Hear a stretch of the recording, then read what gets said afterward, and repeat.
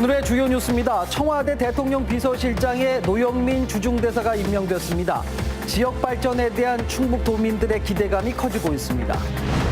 청주시가 10억 원 넘게 들여서 만든 체육공원 운동장이 폐타이어 조각들로 뒤덮였습니다. 재작년 수해 때 피해를 입은 건데 1년 6개월이 지난 지금껏 그대로 방치되고 있습니다. 충주시가 수변 레저 시설을 조성하고 남은 국가 보조금을 수년 동안 반납하지 않아서 수천만 원의 이자를 물어낸 것으로 확인됐습니다. 의회와 시민단체는 세금을 낭비한 꼴이라며 진상조사를 요구하고 있습니다. 정육점을 차린 뒤에 물건을 외상으로 납품받아 처분하는 수법으로 수억 원을 가로챈 50대가 덜미를 잡혔습니다. 전국을 무대로 사기 행각을 벌였는데 지금까지 확인된 피해액만 5억 원이 넘습니다. 네, 여러분 안녕하십니까. CJB 8시 뉴스 시작합니다. 청와대 대통령 비서실장에 노영민 주중대사가 임명됐습니다. 노영민 실장의 청와대 입성에 지역 정가와 도민들은 크게 반기는 분위기입니다. 청주에서 내리 3선을 한 노영민 실장은 저희 CJB를 통해서 도민 여러분께 감사 인사를 전했습니다. 이윤영 기자의 보도입니다. 문재인 대통령은 후반기 국정을 보좌할 대통령 비서실장에 노영민 주중대사를 임명했습니다. 청주고와 연세대를 졸업한 노영민 실장은 3선 국회의원 출신으로 두 번의 대선에서 당시 문재인 후보의 비서실장과 조직본부장을 맡았습니다. 새 정부 출범 당시 초대 비서실장 하마평에 올랐던 노 실장은 그해 10월 주중대사로 임명돼 격변기 대중외교를 원만하게 대처했다는 평을 받았습니다. 어떤 주제든 누구든 어떤 정책이든 가리지 않고 경청하겠다라는 약속을 드립니다. 노영민 실장은 임명 직후 언론사 최초로 CJB를 통해서 도민들의 지지 덕분에 중책을 맡게 됐다는 감사의 인사를 전했습니다. 충북 도민 여러분들께 감사 인사 한 말씀 부탁드립니다. 그동안의 관심과 애정에 감사드립니다. 도민 여러분의 성원 덕분에 정말 중책을 맡았습니다. 걱정이 많습니다. 그렇지만 기대에 어긋나지 않도록 최선의 노력을 다하겠습니다. 노 실장의 청와대 입성에 지역 정가와 도민들은 크게 반기는 분위기입니다. 특히 지역의 현안을 해결하는 데 큰 도움이 될 것이란 기대가 큽니다. 그동안 이제 충북의 현안과 관련돼서 여러 가지 협의를 많이 이렇게 해왔던 그런 관계이기 때문에 충북의 현안 풀어가는데도 노영민 비서실장의 역할이 매우 클 것이다 이렇게. 이런 가운데 노영민 실장이 내년 총선에 나서지 않을 것이란 관측 속에 지역 정가의 셈법도 복잡해지고 있다는 분석입니다. CJB 뉴스 이윤영입니다. 네, 취재 기자와 자세한 얘기 나눠보도록 하겠습니다. 이윤영 기자. 네. 이번 노영민 청와대 비서실장의 임명은 어떤 의미가 있을까요? 네. 노영민 신임 비서실장은 문재인 대통령의 의중을 가장 잘하는 대표적인 친문 인사라고 할 수가 있겠죠. 자타공인 대통령의 최측근이라고 할 수가 있을 텐데요. 문 대통령도 대선 당시에 단 한 명의 참모만 꼽으라면 노영민 의원이다라고 말했을 정도로 문 대통령의 정치적 동지로 꼽히고 있는데요. 이번에 임명된 강기정 정무수석과 함께 친정 체제를 구축해서 후반기에 보다 확실한 국정 운영의 성과를 이끌어내겠다는 대통령의 의지가 담긴 인사로 풀이가 되고 있습니다. 네, 노영민 비서실장의 과거 이력들도 함께 화제가 되고 있는데요. 네, 맞습니다. 노영민 신임 비서실장은 1957년생으로 충북 청주에서 태어났는데요. 청주고와 연세대를 나왔는데 연세대 재학 시절에 유신 독재 항거하다가 구속까지 되는 등 정말 대표적인 학생 운동권 출신 정치인으로 꼽히고 있습니다. 지난 1999년에 새천년 민주당 창당 준비위원으로서 정계 입문을 해서 민주당 소속으로 17대, 18대, 19대까지 국회에서 내리 3선 의원을 지냈습니다. 그리고 2017년에 대선까지 이 문재인 대통령을 아주 지근거리에서 보좌를 했는데요. 다만 지난 2015년에 국회의원회관 사무실에 카드 결제 단말기를 두고 자신의 시집을 산하기관들에게 강매했다는 구설수에 오르면서 당시 대국민 사과와 함께 20대 총선을 불출마하게 되는 그런 결과를 낳게 됐습니다. 네, 그런가 하면은 노영민 신임 비서실장의 임명으로 지역 정가에서는 내년 총선을 앞두고 셈법이 아주 복잡해지겠어요. 맞습니다. 우선 정말 이 내년 총선에서 아주 돌발 변수가 생긴 겁니다. 노 비서실장이 지금으로서는 차기 총선에는 나서지 않을 것으로 보이는데요. 먼저 전문가의 분석을 한번 들어보시죠. 여당이 반드시 유지할 거라는 예상을 하기 어렵습니다. 그렇기 때문에 새 인물, 참신한 인물로 승부를 하자라는 그런 분위기가 일어날 수 있는 가능성이 있습니다. 그러한 측면에서 4선의 70대의 어떤 도전하는 그런 젊은 신세대들 또는 경쟁력 있는 후보들이 굉장히 도전장을 던질 그런 가능성이 있습니다. 네, 여기에 도정환 문화체육부 장관의 유임 여부도 또 다른 변수가 되고 있는데요. 도정환 장관의 유임은 곧 내년 국회의원 선거에는 출마하지 않을 가능성이 커진다고 볼 수가 있습니다. 이럴 경우에 노 비서실장의 최측근인 이장섭 정무부지사의 출마가 정말 유력시 되고 있고요. 이 밖에 유행열 전 청와대 선임 행정관을 비롯해서 김영근 한국가스안전공사 사장 등 지금 서너 명의 민주당 인사들이 자천, 타천으로 후보군에 오르내리고 있습니다. 네, 이윤영 기자 수고했습니다.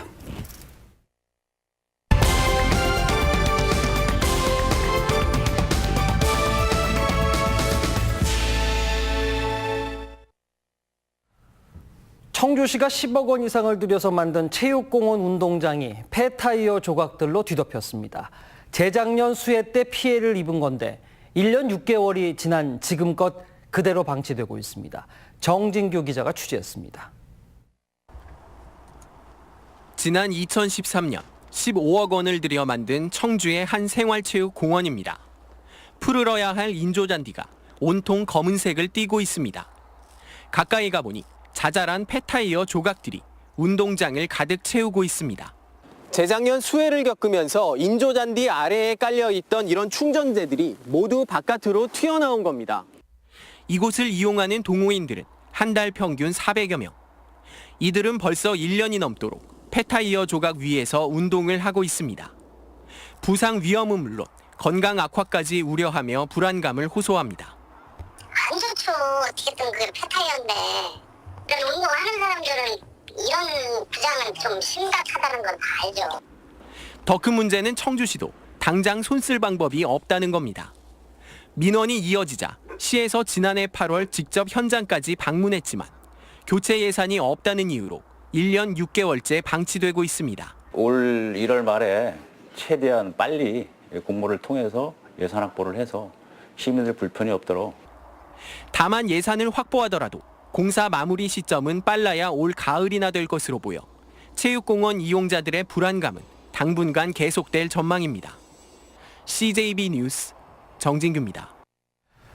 네, 충주시가 수변 레저 시설을 조성한 후 남은 국가 보조금을 수년간이나 반납하지 않아서 수천만 원의 이자를 물어낸 것으로 확인됐습니다. 의회와 시민단체는 세금을 낭비한 꼴이라며 진상조사를 요구하고 있습니다. 장원석 기자가 취재했습니다.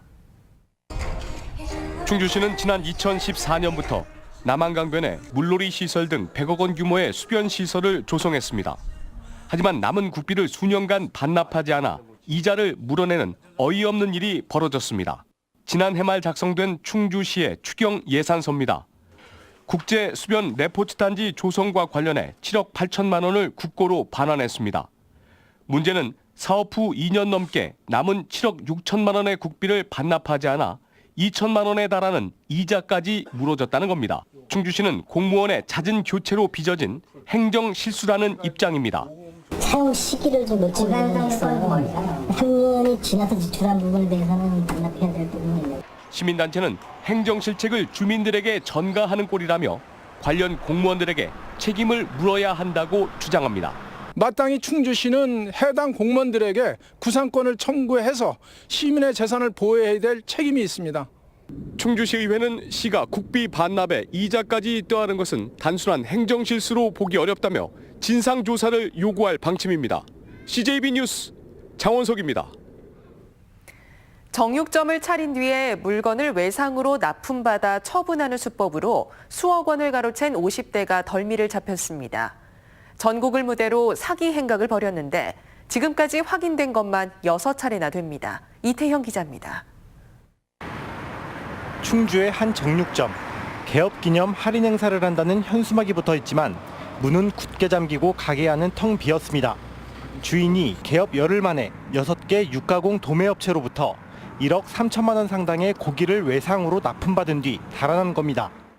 시골에 있다가 뭐 준다라고 얘기를 했어요. 성쪽에서는 약간 그런 좀 관례가 있어서 납품을 했는데 이상한 것 같아가지고 찾아갔거든요. 찾아갔는데 전국을 돌며 같은 수법으로 사기 행각을 벌인 55살 이모 씨가 경찰에 붙잡혔습니다.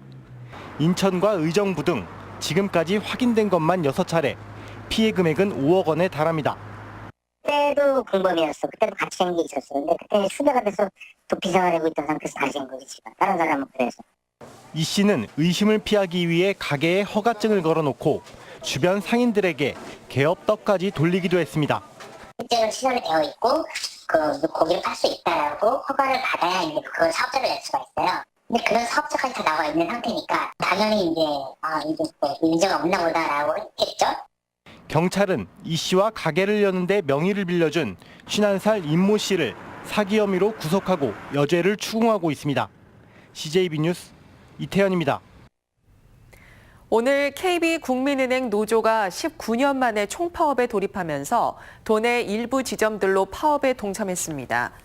도내 KB국민은행 영업점 22곳 가운데 이번 파업에 동참한 지점은 모두 15곳으로 상담 업무 대부분이 중단됐습니다.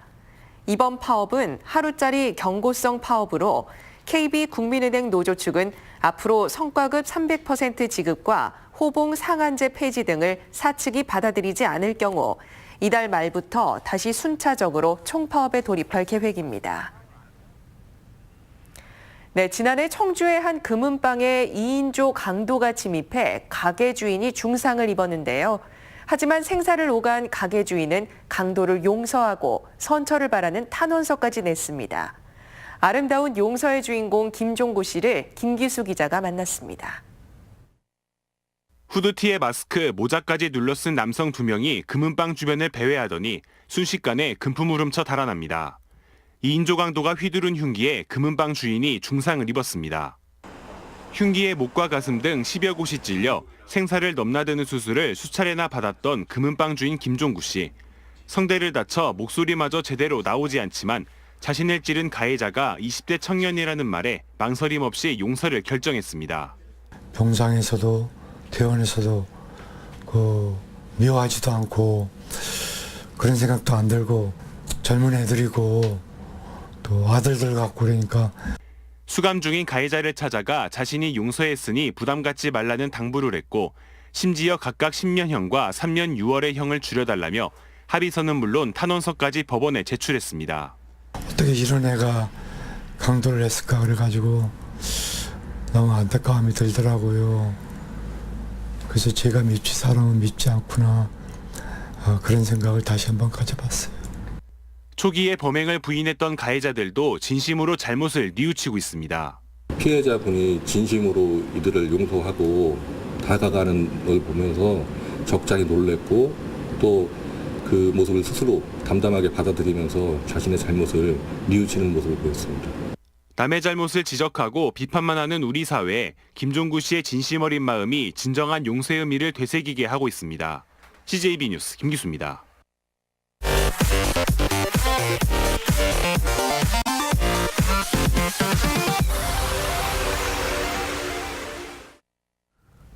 충청북도는 친환경 유기농 산업 육성을 위해서 올해 4개 분야 77개 사업에 2,782억 원을 투입합니다. 분야별로는 19개 유기농 육성 사업에 387억 원, 21개 친환경 식량 작물 분야 996억 원, 14개 농업 생산 기반 분야 사업에 883억 원 등입니다. 특히 친환경 인증 농업인을 우선 사업 대상자로 선정하고 전국 최초로 18억 원을 들여서 산모 10,000명에게 친환경 농산물을 지원합니다. 청주시가 앞으로 관내 폐기물 처리 업체 불법 행위에 대해서 강력한 제재를 예고했습니다. 청주시는 중국 등 폐기물 수입 금지 조치 영향으로 폐기물 처리 업체 불법 행위가 증가할 것으로 보고 지도 단속을 강화할 예정입니다. 또 불법 행위가 드러나면 영업 정지 등 행정 처분 권한을 적극적으로 행사하기로 했습니다. 충북 지역의 아동 수가 급감함에 따라서 시골 지역 유치원에 휴폐원이 잇따르고 있습니다. 지난해 원화수가 1명에 불과했던 단양 가평초등학교 병설 유치원은 올해 입학을 희망한 아동이 없어서 휴원에 들어갈 예정이고 가곡초등학교 보말분교는 지난해 문을 닫았습니다. 이시종 지사는 대한적십자사 충북지사를 방문해서 김경배 회장에게 적십자 특별회비를 전달하고 모금 활동에 힘쓰고 있는 직원들을 격려했습니다. 이 지사는 적십자사의 인도주의 활동이 고통받는 이웃들에게 큰 도움이 되고 있다며 도민들에게 적십자 회비 모금에 많은 동참과 관심을 당부했습니다. 경찰 간부들의 잇단 음주운전으로 물의를 일으킨 충북경찰이 특별경보 제1호를 발령하고 의무 위반 예방에 나섰습니다. 특별경보에 따라 도내 지휘관급 각 경찰서장들은 관내에 머물며 직원들에 대한 지도 관리를 강화하게 됩니다. 또한 이 기간 중에 음주운전 등 의무 위반이 발생할 경우 당사자에게 가장 중한 징계가 적용될 방침입니다. 청주 청원경찰서는 혈중 알코올 농도 0.15%의 만취 상태로 운전을 하다 사고를 낸 세종경찰서 조모 경위를 불구속 입건했습니다.